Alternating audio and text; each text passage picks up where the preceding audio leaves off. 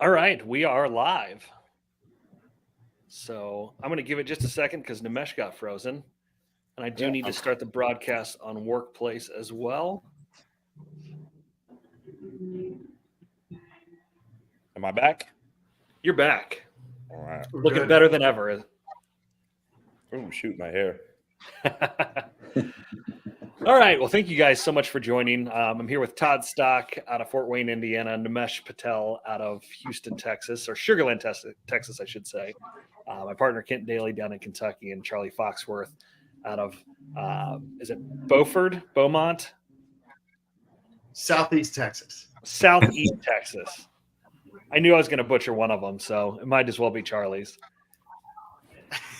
But no, thank you guys so much for joining. This kind of came about. I was talking to Nimesh the other week, just checking on him after the hurricane and saying, we were shooting the stuff and we were talking about headlines that were in all of the major news articles. You see them everywhere and it's all doom and gloom. And I talked about it in Tech with Ty. You've got clickbait headlines all over the place that are like, oh, the market's collapsing, the sky is falling. Austin and Houston are the first that are going to collapse, etc. And so I was like, hey, man, you live there, you work there. Tell me a little bit about it. Yeah. Well, one, thanks for having us, Tyler. It's kind of fun to share a screen with these great fellas here. But yeah, it's clickbait, right? That's a society that we live in, right? Social media and clickbaits, and the instant gratification of whatever message you're trying to get out. 10 seconds, 15 seconds, and that's it. So nobody decides to actually dive in deep and dig in and really understand and get the true knowledge of what's going on. But the quick answer to yours is no. There's no real estate bubble going on down here in Houston. We're doing great. My firm is kicking some serious butt. My agents are doing really well. Like with everything, there's a slowdown, in which I know we're going to talk about a little bit here shortly. But, there's a slowdown because interest rates didn't drop the way people thought that they were going to drop, or at least they were hoping that they were going to drop. And but we still, like here in Texas, and Charlie will tell you, in Texas, we still have people moving here from all over the country.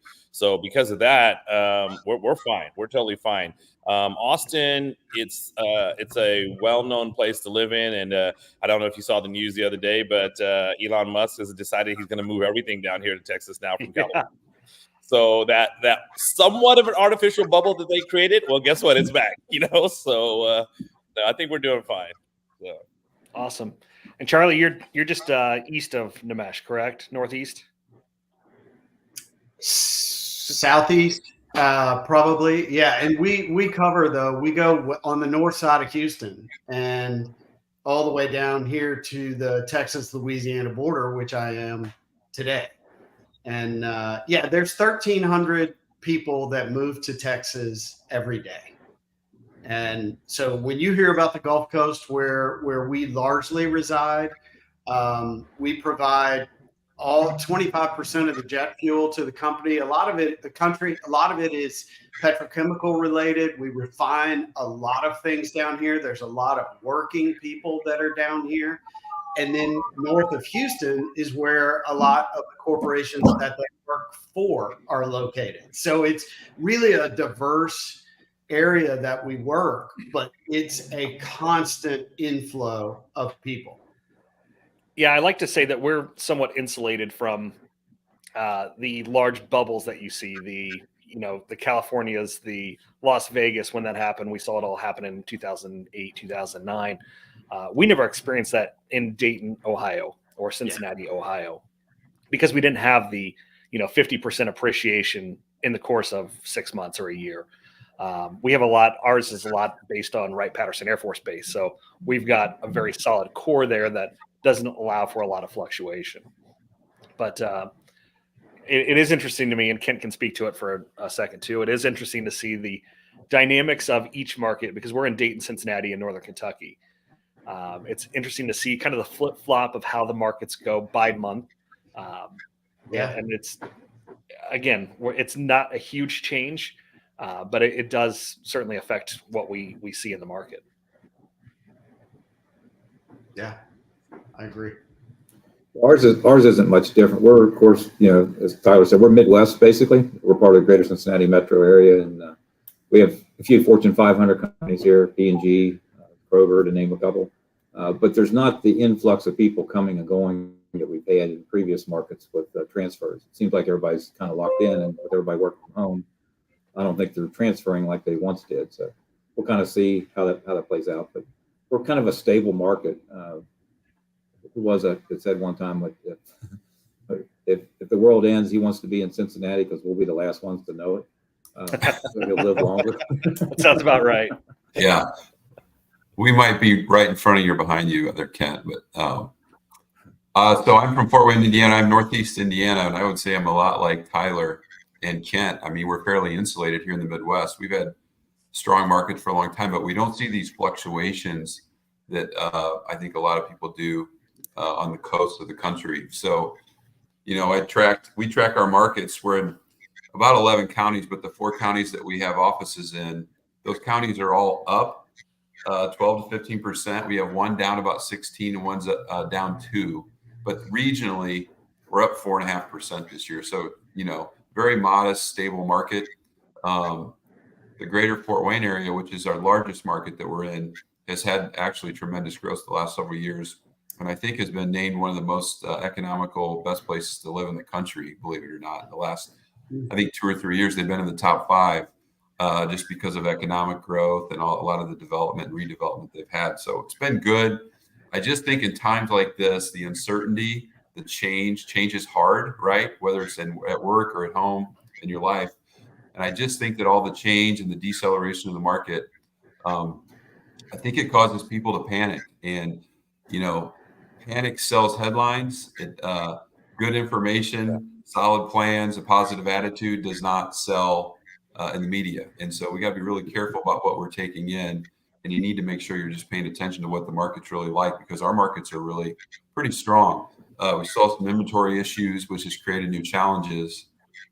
But I would say this too: anytime that there's a challenge or a shift or a change in the market, it's a huge opportunity to take market share and get ahead of your competition if you'll lean into it and not let fear and overwhelm paralyze you from doing the things you need to be doing. So I'm excited about where we're headed, actually. And I think, and we talked about this yesterday, guys, in our prep call, but I think 25 and 26 are going to be really good real estate markets. And right now is the time to get yourself in place to take advantage of that as well. And thanks for having me, Tyler. This is great. Yeah. No, absolutely. And I think, you nailed it with there's plenty of opportunity. I think that's the thing, that when you have fear and uncertainty, it's easy to say, I'm not sure what's going to happen and I'm terrified. But I think for those that are prepared, we talked about this, like you said yesterday, for those that are prepared, it's easy to say, I'm going to take this head on. And we talked about, an email from Nick McLean that said, well, everybody's focused on buyer agreements. I'm focused on taking listings. Right. And, Kent and I talked for the last year and a half before any of this was even on the radar about getting back to basics. And so what are you guys telling your agents other than just like back to basics? Give me some real world practice of what your advice is for agents that are maybe not struggling, but aren't sure what's going to happen next.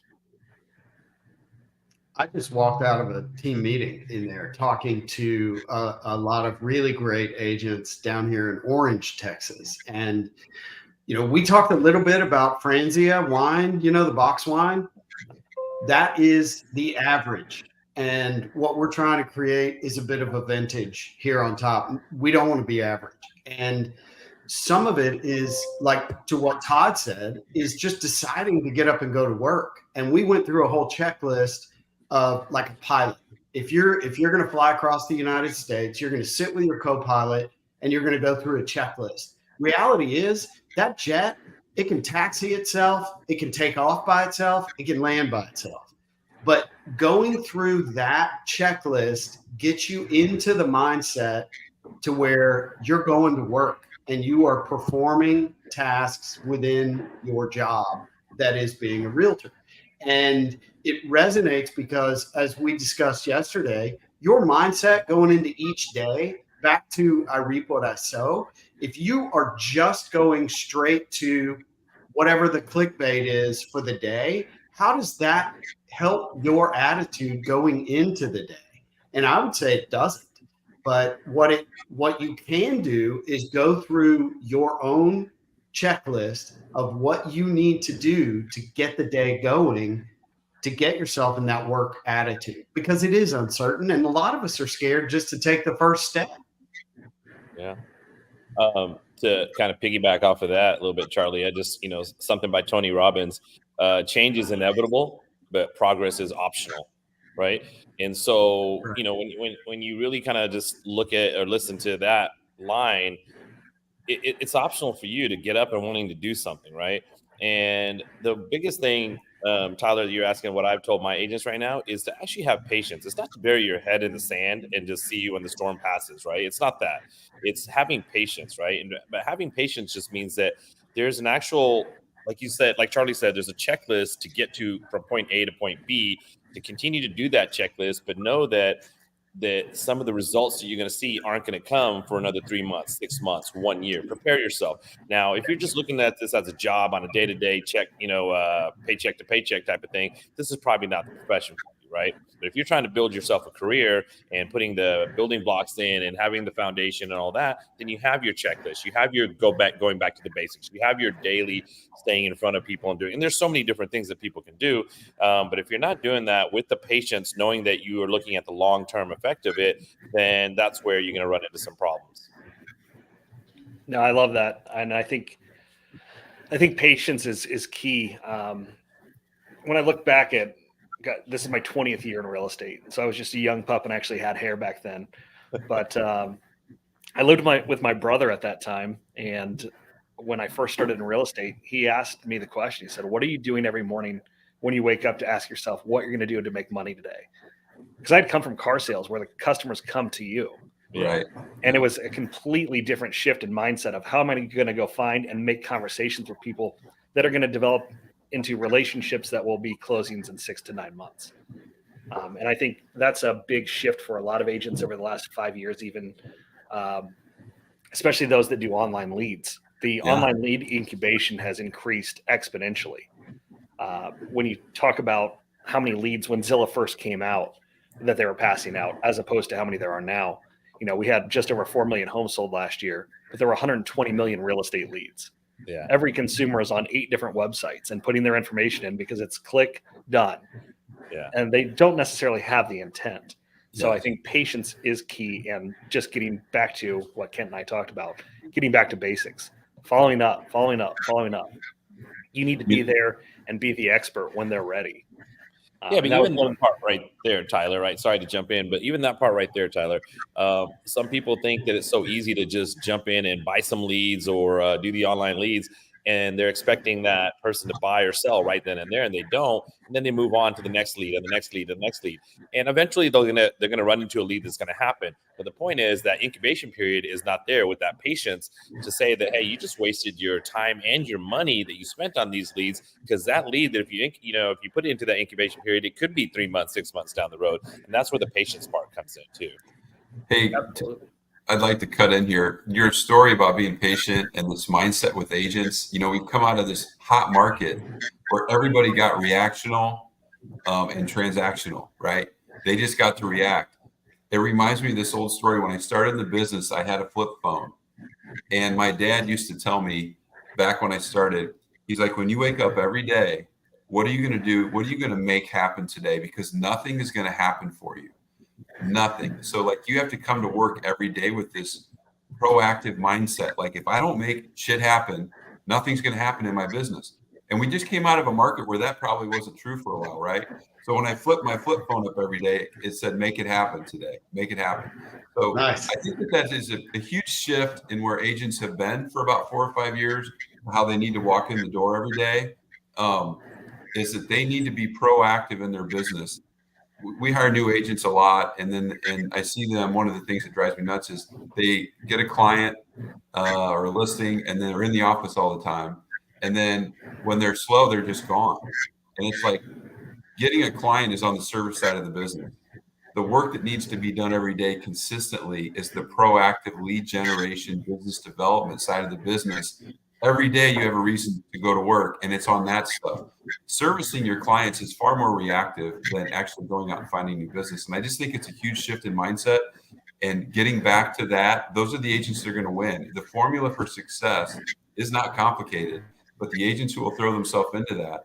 And when I say that as well, I want to throw in the mix today. You know, we have new buyer agreements that need to be signed. There's 100 to 150 million leads for 4.5 or 5 million deals. It's all doubling, tripling. I read somewhere the other day they think maybe there were 200 million online leads. What makes it easier to get a listing? What makes it easier to get a buyer agent agreement signed? What makes it easier to come in and pour into your database every day? It's great relationships and relational selling. And as much as people don't like to hear it, it's not the shiny new object. And you can leverage tech to build these relationships. But if you want to have a better success rate tackling this new awkward buyer agency agreement, or that some people are struggling with, if you're pouring into people and your relationships are different, it changes the game to get that stuff signed. Go list a home with someone that you poured into for 2 or 3 years or you've worked with before. It's a different ball game than when they're having 2 or 3 or 4 people out and interviewing them and they found you on the internet. You want to do that, but it's a different game, and it cuts through. It lowers the friction of all this competitiveness in the market. And the formula to get there is not, it's very simple. It's just not easy to do because it takes a lot of hard work. Well, Todd, you walked us right into the fire. You brought up buyer agreements, which I know is the hot topic of the moment, right? And I think it goes along with the clickbait headlines. And our consumers, our clients, our agents' clients, they only know what they've read, right? They probably didn't read the full article, because I've had more people in the last 2 to 3 months ask me or tell me that, oh, I heard everything's changing in July or changing in August. And it's like, well, that's not really the case. You didn't read the whole thing. But I think it is our goal and it is our job to combat those headlines, those clickbait headlines, by becoming our own headlines. And I think getting in front of it and being proactive and becoming the go-to trusted source for that information is imperative. It doesn't happen overnight. You have to build those relationships, but consumers work with those that they know, like, and trust, right? And the only way that you can do that at scale, utilizing technology, certainly you can have those personal one-on-one relationships, and I recommend that. But the only way you can do it at scale is by doing video. And so we've talked about that ad nauseum to get in front of it and become the trusted source. So my recommendation to agents all over the country is to get in front of the camera and talk about what it really means for the consumer. What does it mean for sellers? What does it mean for buyers? I agree with you on that, Tyler, because it's all about transparency anyway, right? Where, some of these industry changes and all that, it's been about transparency, but most of the good agents, or most of us out there, we've always been transparent. Well, why not get that out there a little bit more? Show the professionalism, show the knowledge in our community. And like you said, scalability wise, the only way to do that is to be on video and to get it out there, whether it's social media or anything else out there, No, you're absolutely right. I think the message there really is that we're reacting too much. The industry is reacting too much. The public is reacting too much. If you're a good boxer, you really want to be on the offense, not the defense. If you're reacting constantly to something else, then you're not in charge.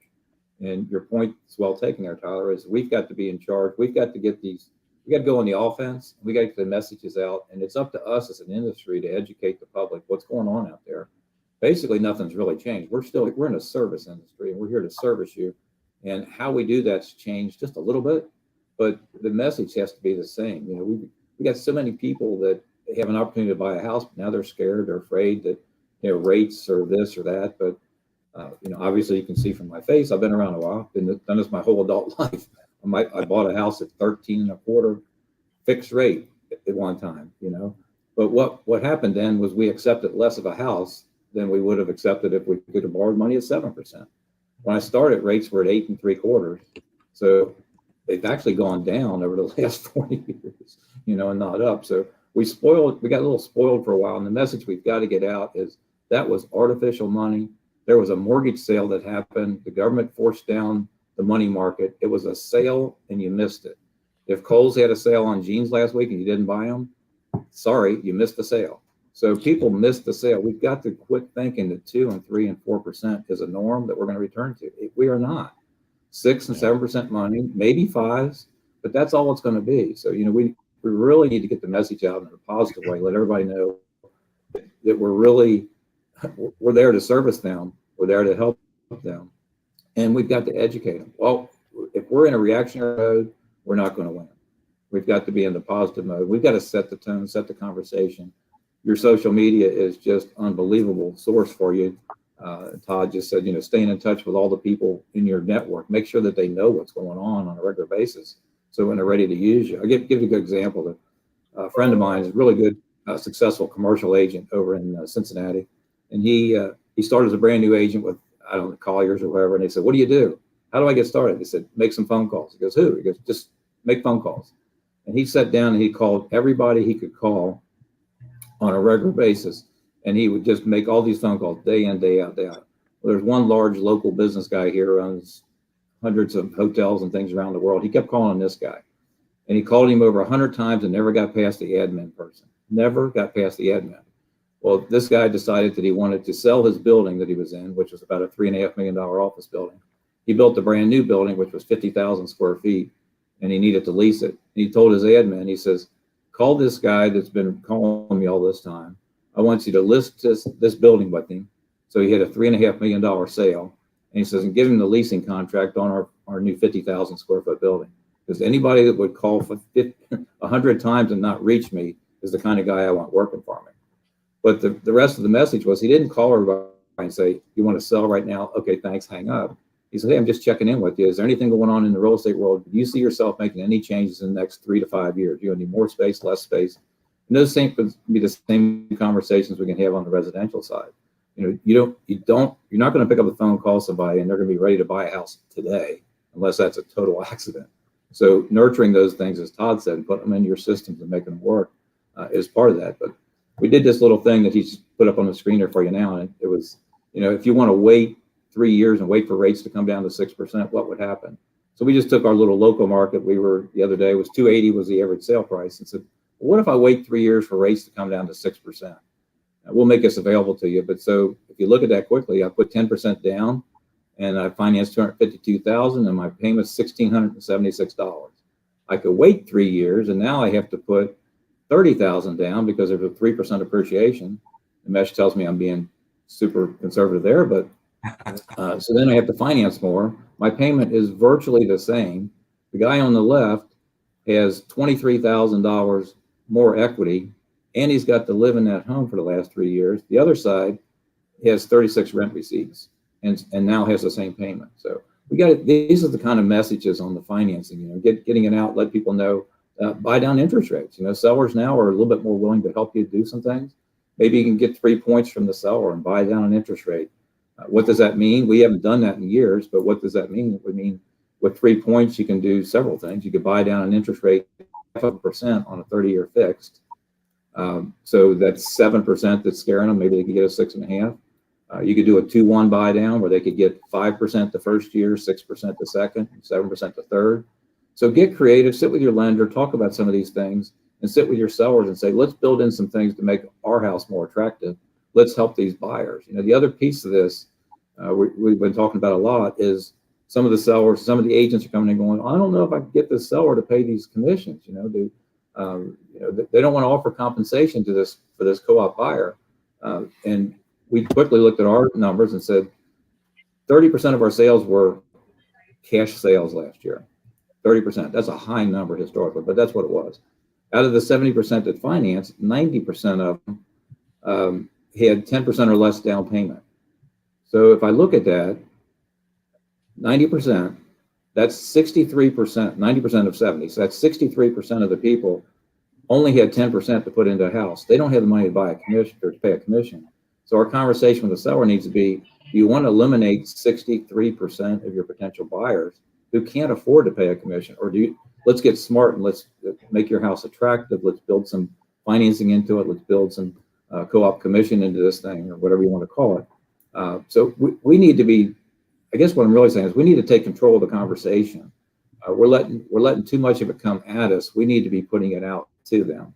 And I just rambled too long, but I'll stop. No, you- Kent, what I'm going to say to that is, it's a good segue into what Todd's been saying for the past year, which is that go on the offense, and I'll let Todd take it over from there. But the other thing I'm going to say here is but that's the key, right? You have to have knowledge. You have to be really well versed in the lending, the insurance, the title, every part of it, right? Every part of the real estate transaction. That's why you're the professional. That's why you're the best. That's why you're good at what you can do. That's why you're going to make it, right? And so then you have to get creative. Then you have to be able to put that knowledge out there and tell the consumer, educate the consumer, right? But anyway, I thought that was a great point. That's how you're going to make it in this industry. Just be blunt. You're not going to make it just sitting back and just like, oh, okay, well, I'll do my part and the lender will do their part. You're not going to make it, right? You have to know every aspect of it. That's my 2 cents on being blunt about. And so many people are not going to. But as far as what Todd's been saying for the past year to all of us, nonstop, offense. So Todd, take it away. Yeah, thanks. Ben, first, Kent, that piece that you just showed, we need to get that to everybody. It's a great tool. I mean, you talk about having a buyer consultation meeting right now. That's powerful. You guys getting any feedback? That was Nimesh's dogs. Okay. Anyway, what a great tool to use in a listing presentation, but a buyer presentation to get the buyer agreement signed. So that's the kind of thing that we need to be doing to articulate our value. As far as buyers getting in this market, these rates, if you can demonstrate what Kent just showed us, they got to jump in. The quicker they get in the game, the better, the more they're going to win. And if they wait, they're going to lose, regardless of rates, regardless of prices. The real estate game is a long-term play, and that's what you got to do. And so I think it encourages buyers. You get buyers that get in bidding wars. They've been more aggressive, but right now, as the market's softened up a little bit, I'm seeing buyers start to pull back and try to beat up a seller a little bit more. And the truth is, even though the market's slowed, prices are not going down and they're not going backwards. And these buyers got to jump in and make it happen. So I think that's a great thing to do. And in terms of the softball that Nimesh just tossed up to me about the market, I would just say this. I've been telling all my broker friends this for a long time, but the same is true for the agents. You need to be louder in your market. You need to be consistent with your messaging. Tyler nailed it with video. I know everybody, most don't want to do video. They're uncomfortable with video. It's amazing how simple it is. I tell everybody, I hate to tell you this, but you look and sound like that all the time to all of us. You just don't have to see and listen to yourself, but that's the truth.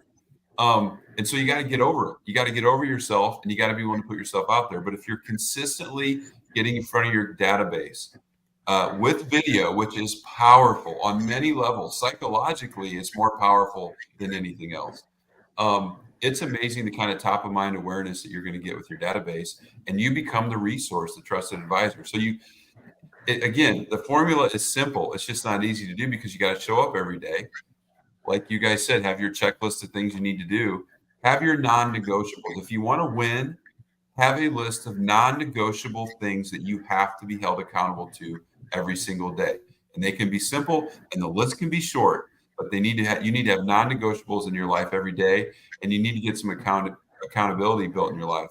I want to throw one more thing out here.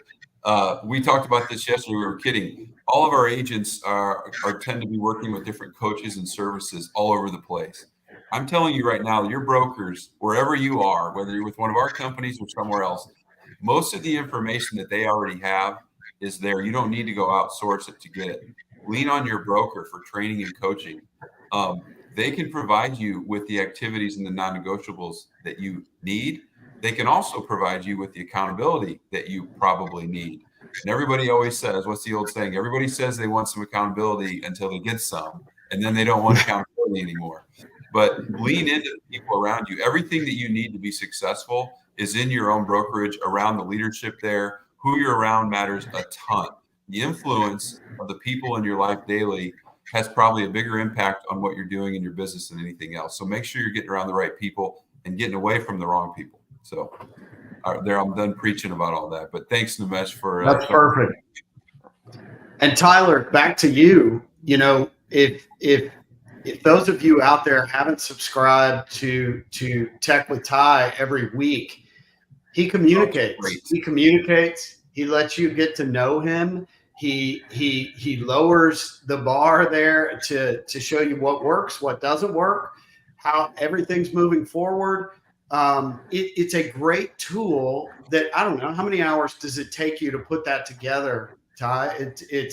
And It used to take me a while, but now I've got it down to probably 30, 35 minutes a week. Because you're committed to constantly improving. And it's absolutely that mindset that makes a difference and makes this one task, whether it's video, you're scared of video, you want to not do video at all, start with a newsletter that provides valuable information that people can use. And Tyler's literally explaining in there what he's using, what's helped him and what doesn't.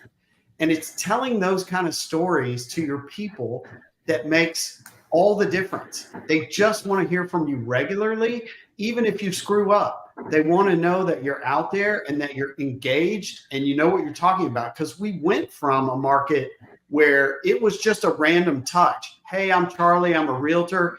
Give me a call if you ever need to do anything. Now they want you, the expert that knows your marketplace, that knows your neighborhood, who after they find all the houses that they want, that they can call you and you can tell them specifically something about all of those areas. And so it just means starting, right? I mean, with the commitment to approve. But we have a saying that says it is unacceptable for my business to earn zero. And if you have that vision in your mind and the commitment to have the discipline to go do something, then you can do this. You can do this. Yeah, I think I can speak for all of us where we're all open books. We've all been doing this for a long time.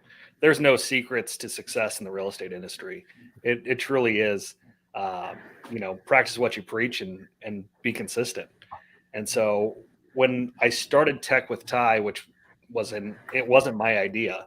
I think all ideas are good ideas until they're not. But I took it from another real estate coach that started doing it. I was like, hey, I find myself stumbling upon technology or cool things that I think are cool all of the time, but I don't have anyone to share them with, or things that I take for granted as a techie or a nerd. I don't think to share them. And so I was like, hey, why don't I stop keeping this information to myself? And I think that's where realtors make a mistake is they learn something in a class or from their broker or whatever it is, or there's a legislation change or an NAR lawsuit or whatever it might be, and they keep it to themselves as opposed to getting out there and getting ahead of it and being proactive. And so we started Tech with Ty, and it was technology education, coaching, and how to. And I'm not going to lie, it was really tough to write that the first 10 times because I was like, oh, what do I need to put in the technology section? What do I need to put in coaching and how to, et cetera. So when I started doing it, it was tough. But once you get into the habit and the routine, it becomes very easy and it becomes second nature. And so we've been sending that out now. Abby, what are we on? 76, 77? Shout out to Abby. Yeah, Abby's over here. She's moderating the chat for us. Hello. Tyler, it's like anything, right? It's a new skill. Like if you want to incorporate some things in your business and life that are going to have impact, you got to be willing to be uncomfortable and do it poorly for a while or struggle. The struggle is where you get refined and your skill sets get better.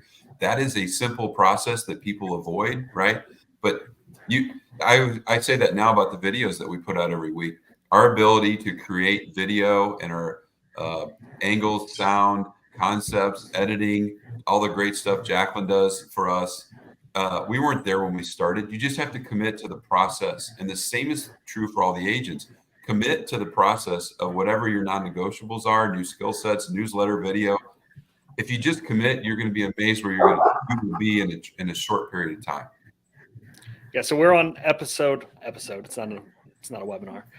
We are on issue or email number 77 with Tech with Ty, and we've had over a 70% open rate over the course of that entire email span. So you guys can sign up. Abby dropped the link, AsianAfterHours.com/beehive or /blog, either one. But yeah, we try to give informative emails every week on those different topics. But hey, Tyler, so what I was And going to ask FYI, I mean, you on some of that is that go. I was just going to say, sorry. you can speak to the viability of email.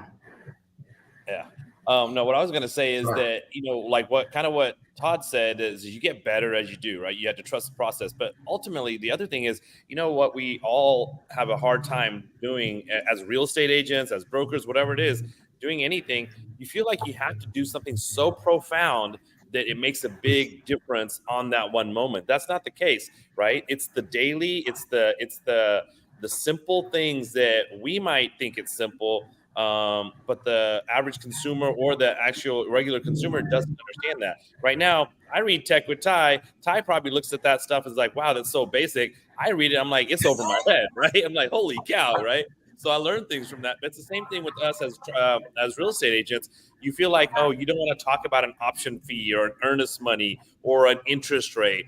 That's our daily job to do. That's what we do on a daily basis, and we're good at it. But the average consumer doesn't know all of that. So don't be afraid to try to make something so profound that you get stuck on that, right? Just go ahead and put things out there. And the newsletter is fabulous. I just want to say for any of our folks that are watching, sign up for it. I get it every week. You're going to see some of our stuff. Sometimes some of the information we'll share. I'll send Tyler a message like, this is fabulous. I got to use it. And we all share anything, but sign up for it. It's awesome. Yeah, agreed. It has a lot of value in it every week. And to Charlie's point, we talk about doing video all the time because I think it's an easy way to get in front of consumers or get in front of people at scale. So is email, and it's free and it's easy. And I think it's an untapped resource for a lot of agents. If you are providing value, it's easy to get in front of your entire sphere, your database on a regular basis. I think the big fear for agents is that you're not going to provide enough value. And Nimesh nailed it with, it's the little things. It is, hey, this is what this clause means in this contract. Talk about that. Become that expert and become that trusted advisor, but provide that value on a regular basis, and you will be the first call that they make. And don't just, we talk about recipe cards. That used to be the way that people sent out postcards and stuff, right? Because it was like, oh, well, now I can Google that in 2 seconds, but I can't Google, what does this clause in the contract mean for me as a new buyer? Or what does it mean when I need to bring earnest money or a down payment plus now possibly a buyer's agent commission? So talk about those things and be that trusted advisor. But email is an easy way to do that. And I highly recommend, don't take it for granted, getting out there in front of everybody. Who's got all that noise going on back there? Following up on that, Tyler, is that, we often said, we get this phrase, we've used our company here, Tyler, but, individually, there's a lot of smart people in our offices. Collectively, there's a genius. I think sometimes we've unplugged from that a little bit. Yes. It's very easy now to run your whole business out of here. And, the days of everybody sitting in the office all the time and the synergy and energy sometimes is missing. But I have a nephew that worked for Apple out in San Francisco. Of course, everybody had to go home. And after a while, Apple said, you're all coming back. You've got to get back in the office. We've lost our creativity. We've lost our connectivity. So we used to sit in the conference room and Todd would come up with an idea and the mess, well, what if we did this? And Charlie would say, well, we did this over here. And by the time he got finished, they threw all these things against the wall and it stuck, and they had a whiteboard. They walked away with an idea and they took it off and ran with it. Everybody's working in a silo today, and it's very, very hard sometimes to have the synergy and energy. I can tell you as a broker, sometimes it's a little frustrating to walk down the hall and know you can shoot a shotgun and not hit anybody. I know everybody's out there working, everybody's doing a great job, but don't underestimate the social piece. And human beings are social beings, and staying at home in your home office all day long, sometimes you're going to lose some of that. And be careful that if the only input you're getting is from your own head, you're missing a whole bunch of very, very valuable stuff from your cohorts. And I love talking to guys like this on this session here today. None of us know it all, but it's unbelievable to be able to pick brains, from the other people. And just being in the office and you hear somebody that wrestling with this deal and you go, I had the same thing, but here's how I did it or whatever. Just Tyler said, it'd be nice if everybody stopped in 2 or 3 times a week just to stop in, as part of your routine, stop by and see somebody. but also creating networks of brokers fellow agents and brokers, where you could have a mastermind. You just talk about things, check in once a week or once a month. Maybe off of this group here, if a bunch of you want to create a agent mastermind across the country, somebody could take the lead on that thing and do that as well. There are mastermind groups out there, but just keep that in mind. Sometimes it's hard to be there all by yourself at home, and you're buried in your own thinking. There's better ideas out there than mine, so I want to get out and find them. Yeah. Hey, Tyler, Ken, I think it's a great point. I want to share this point. I brought this up yesterday. The outlier stories are not the norm. Okay. So it is really easy for realtors, brokers. We're in the hallway at the water cooler, getting a cup of coffee. We're in a meeting. Everybody wants to raise their hand and talk about the crazy story where the buyer wouldn't sign the buyer broker agreement, or the seller who didn't want to pay a full fee, or it broke down over this whole scenario right now.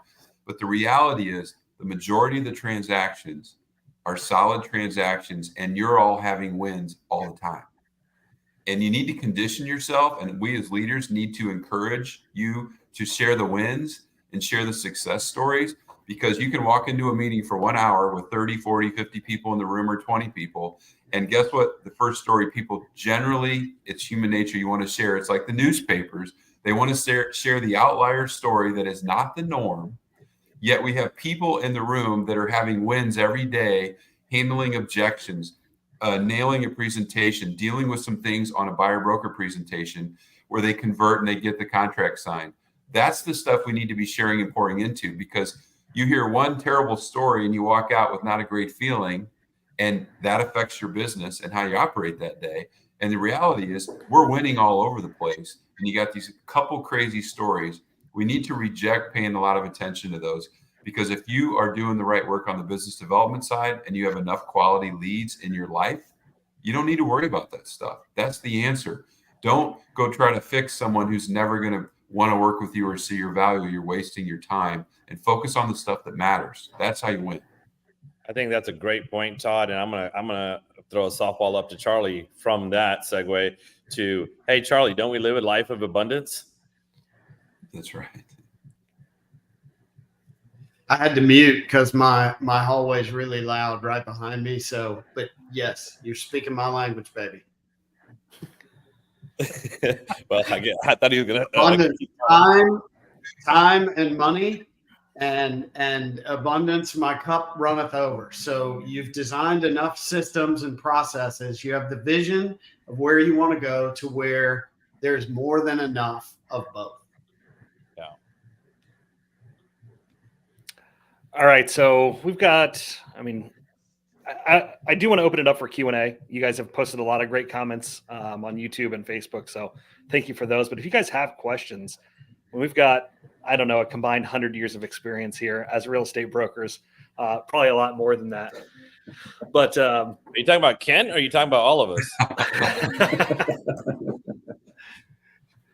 But yeah, so if you guys have questions, feel free to ask. And I think we're going to try to do this regularly with rotating brokers throughout the country. But somebody mentioned it. I do recommend get your own mastermind group together with people with like minds, because this group that we have here, and there's more of us, but that group is, I think, what makes us who we are. When they say you're the average of the 5 people that you surround yourself with, it does make a difference. And getting into the office is important so that you can collaborate, you can brainstorm, you can mastermind. And I think it makes a huge difference. And it will make a difference in your business because, like they said, an idea that you might not have thought of is like, oh, or hey, I might tweak. What do you think of this ad? What do you think of this postcard? What do you think of this Facebook post? What do you think of this video? Whatever it is, run it by them and get their input. Hey, I might tweak this, or run it by us. We're happy to go over that kind of stuff with you. Or hey, get together and copy each other, right? From different parts of the country, whatever. We've done that. Todd, Tyler, Charlie, we've done that all over the place. Hey, what are you doing over there? What are you using for your agents? What are you doing for marketing? What are you doing for social media? Oh, you know what? I'm going to do that over here, right? There's nothing wrong with it because you have a good respect back and forth. I mean, heck, Tyler, you and I, we talked about highlighting the agents, right? And that's simple, just highlighting the agents and a couple of things about them. And I see your posts every week now doing that, and I'm doing the same thing, right? So you're not bothered by me. I'm not bothered by you. It's just we brainstormed, and then you kind of got me to make mine a little bit better, So, talk to people from all around the country because our profession is our profession, but it's different where you are. It's so localized. I think when Todd started talking about at the very beginning of this call, he started talking about what's going on in Indiana and all that. You always have to remember that all the national lines or all the national news, Inman, whatever you want to call it, it's all from a national level. Real estate agents are that local. They are very local to their market. So when you're masterminding with other people around and you're sharing with things, you can copy things and bring it back to your own local market that doesn't affect anyone else around the country. So, well, and I'm a huge Gary Vee fan. So I've talked about him in the past, but he talks about, Coca-Cola. Coca-Cola is not scared of what Pepsi's doing. They're scared of what the next up-and-coming drink is. Just like I'm sure the beer companies weren't necessarily – Miller Lite wasn't concerned with Bud Light, but they were concerned with the seltzers. They're concerned with who's repackaging water and how they're selling it.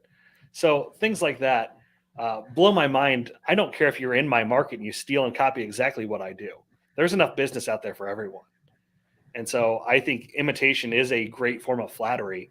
But even yesterday in our 20-minute prep call for this, I think Todd sent us 2 documents. Charlie sent us video scripts or dialogues, role playing. And it was like that kind of stuff is so helpful. And so I think, going that extra mile and creating those relationships with agents across the country makes a huge difference.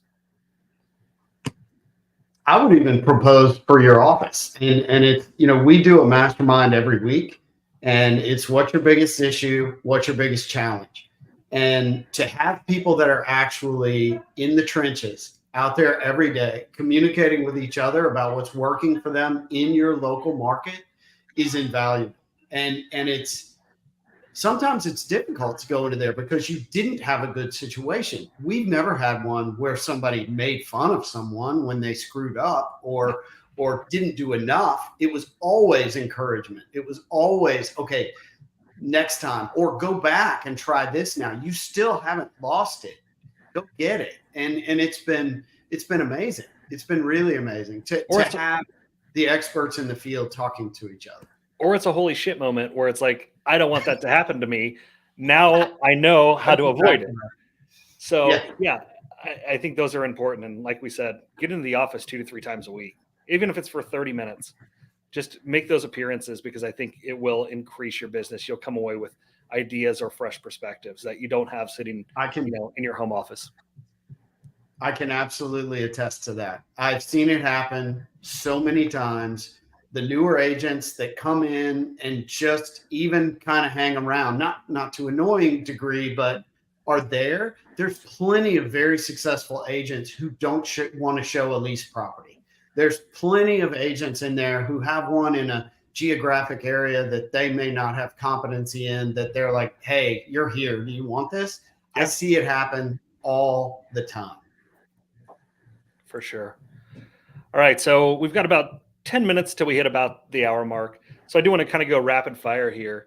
And Charlie, since you're on the screen, you're going first. What do you recommend to an agent that wants to close out the year strong, regardless of how their first half went?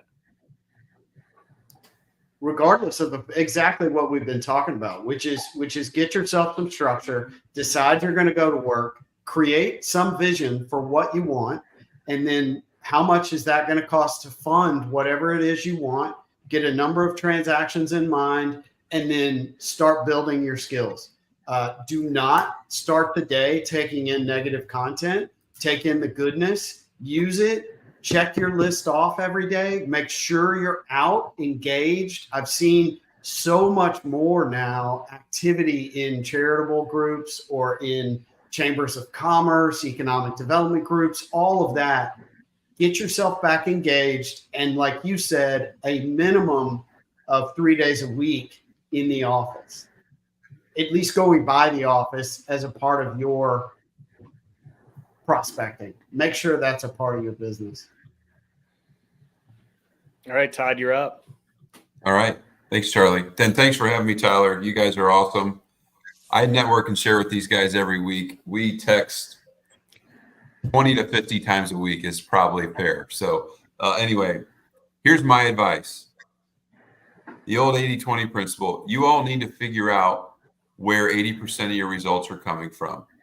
And you know where they are. Identify those things, the 20% of activities that are producing all the results. And it's the same for all of us. And then absolutely create some minimum daily standards where you are pouring into those 20% of activities and don't stop.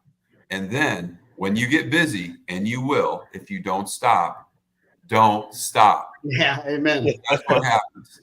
Don't stop. You're going to get scared, flustered, desperate, and you're going to start figuring out what you need to be doing. Figure it out, create the daily minimum standards, and then don't stop. And when you get busy, don't stop, because that's when the roller coaster starts with everybody's business. So that's my advice. If you do that, you're going to have a great finish to the end of the year, and you're totally going to set yourself up to kill it in 25. That's it. Love it. Yep. Nimesh, what you Way to got? go, Todd. Man, I'll tell you, I'm not as eloquent as my two predecessors right there. So I'm gonna keep it simple. Agree with everything that everybody said on here. But look, you guys know me. I'm a nice guy, right? But I don't lack confidence, right? Well, as a real estate agent, you shouldn't lack any confidence. This is a self-promoting business too.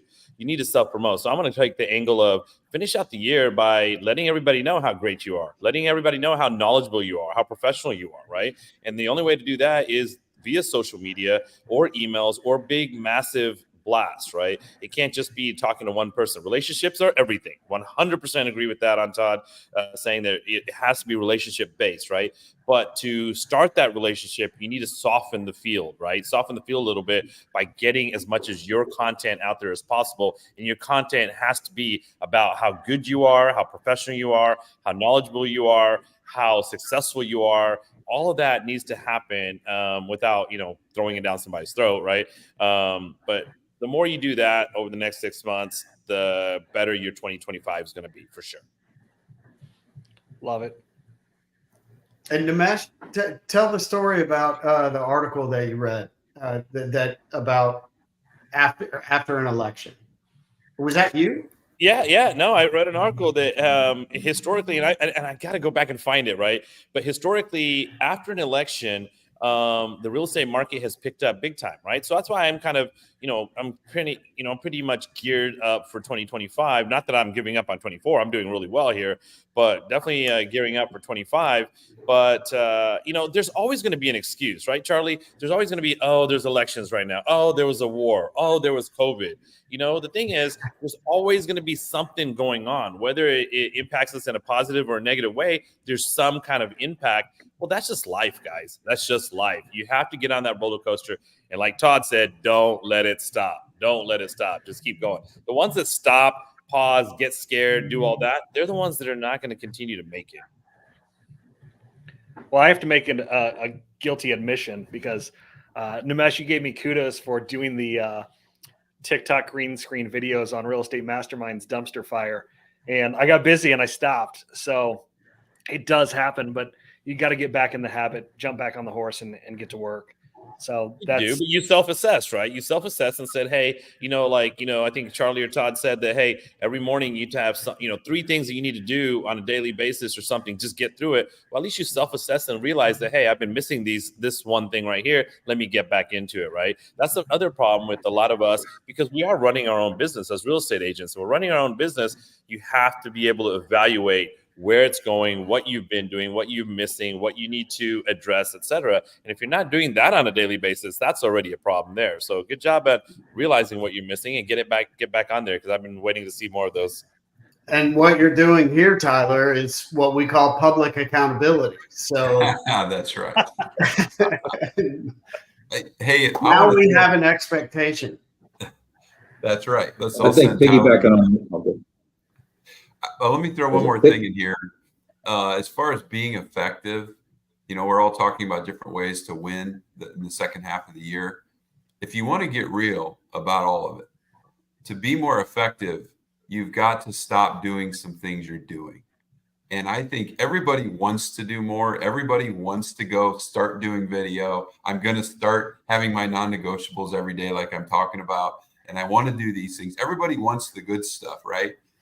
The challenge is you're using all your time every day. You're just not using it, spending it the way you probably should be.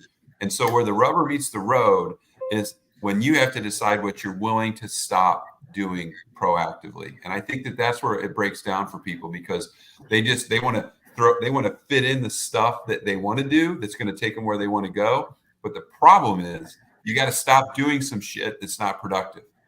And that's where you all need to, and myself included, every day there's things I'm spending time on I shouldn't. And if you can do that, you're going to create space to do the stuff that has massive results. All right, I'm off my soapbox. Tyler. No, that was awesome though. Yeah, I think following up on what Nimesh said before, you definitely, in today's marketing, the whole world's marketing to your clients. So if you aren't, somebody else is. So you used to have that tight group, and these people out here, they'd all will still deal with you. Today, this group out here, they're being marketed to by a lot of agents. When you watch your cousin's house, you have a sign in the front yard that's not yours, it's because we didn't stay in touch with them well enough. So Nimesh is right. You got to get the messages out. But here's my simple thing for you for the rest of the year, and I guarantee you business off of it. Take that list, make a few phone calls every day. Doesn't have to be a ton. This doesn't have to be you got to sit down and make 100 calls every day. Although there's a guy at Tyler's office that makes, I think, 150 before he can call it a day every day.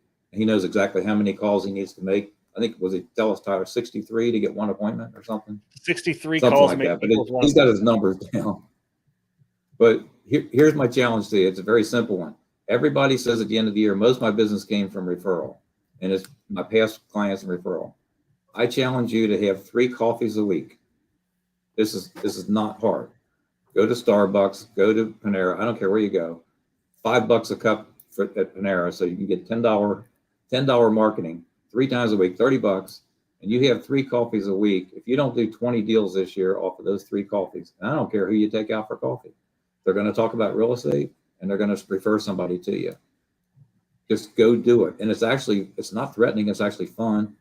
Put a logo on the back of your laptop when you go in there, and everybody else sees that you're with Remax. Yes. And somebody else comes over and says, "Hey, are you a realtor?" I guarantee it. Simple as can be. I want to jump on Todd too, or just on what he said. Sorry, Todd. I will never jump on you. You're way bigger than me. But if we reframe our semantics in our head around investing your time, when you invest in anything, you're going to have an expectation of a return on the other side. And when you get in that mode of investing your time, I mean, like when you're in the busy time, is that really investing your time, and is it going to get you the return that you need? So if you change the word spend, if you change the word expense to invest, then it gives you a whole different mindset on your expectation on the other side of it, which hopefully will help with the discipline to keep doing it even when you don't feel like you're able to. I love that. That's a great mindset there, Charlie. It's just little things like that, right? Little things like that. And you start really, truly understanding what you're doing, why you're doing it, and what your results should be, right? Tyler, I know this is your show, but I'm going to say this. I love listening to all of you guys. I'll tell you, everybody out there that's listening right now, these guys are the smartest people. That's why I try to hang around with them all the time. They're so smart, but they're very straightforward and blunt about it, right? There's no sugarcoating it. There's no magic pill. There's no, hey, get up and work. And these are the simple things that can happen, but it has to be consistent, right? And that's the message that every single one of them in different ways and different aspects of your business have relayed to you guys, that it's just doing this over and over and over the right way, right? So anyway, I absolutely love everything that you guys are saying. I need this call every morning, honestly, Tyler.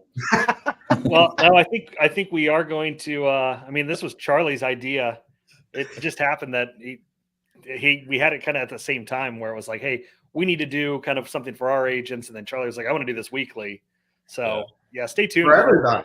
We'll definitely do this, and it's not going to be restricted to just our agents or anything like that. So stay tuned. We'll definitely have more of these in the future, and probably way less staged than this as well.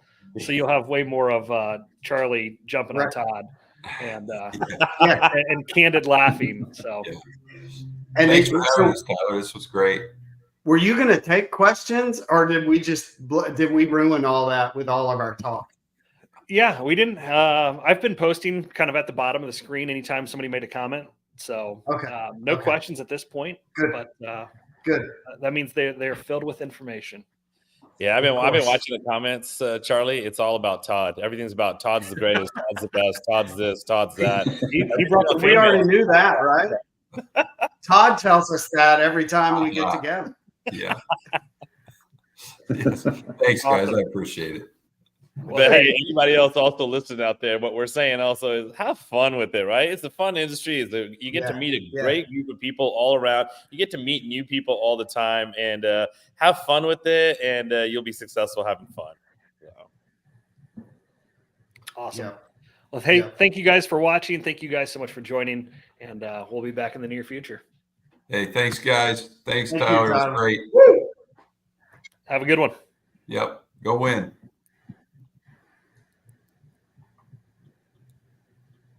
look at that, more Todd rocks. Are we still live? Tyler disappeared. I guess we're going. Our host left.